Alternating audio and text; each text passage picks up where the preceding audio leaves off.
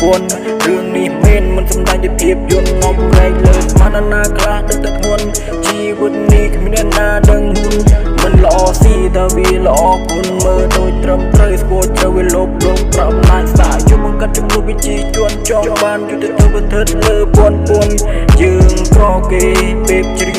យើងនឹងងងគេមើងងាយមិនទុកច្រើនពេញអំរែកកំពុងពីអនាគតលោកអ្នកអាចមិនបាច់ទាញមិនជេរចូលចាគួចមាត់ព្រីងងដៅនេះសន្តិភាពកំពុងលី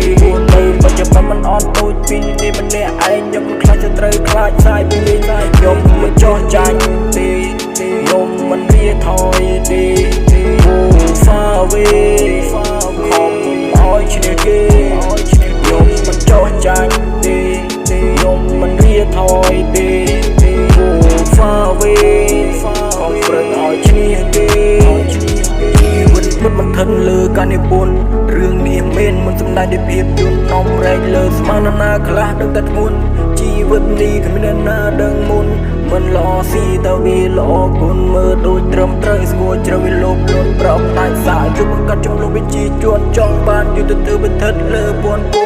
ជីវិតពិតមិនថិនលើការនិពន្ធរឿងនេះមានមិនសំដែងដោយភាពយន្តនាំរែកលើស្មានណាខ្លះដឹងតែធ្ងន់ជីវិតនេះគ្មានណាដឹងមុន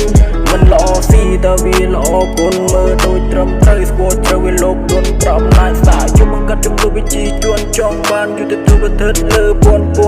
តែចិត្តមិនដាច់ហើយរឿងខ្លះគឺមែនតែនៅរឿងខ្លះគេសំដែងនៅរឿងខ្លះគេបង្វែងឲ្យបំពេញទៅតាមគេខ្លាំងខ្លាយច្រើនតែចឹងយើងមិននឹកពីចិត្តគេមនុស្សខ្លះគេយល់ចិត្តតែមើលខ្លះគេឆាប់ខឹងយើងមិនអាចទៅដឹងទេមិនយល់ចិត្តដូចជីវិតជិះក្នុងទន្លេមនុស្សខ្លះគឺគួរខ្លាចដោយបេះសត្វ7ដេនូគ្មានចិត្តស្អប់ស្ដាប់បញ្ចុកខមមិនជេ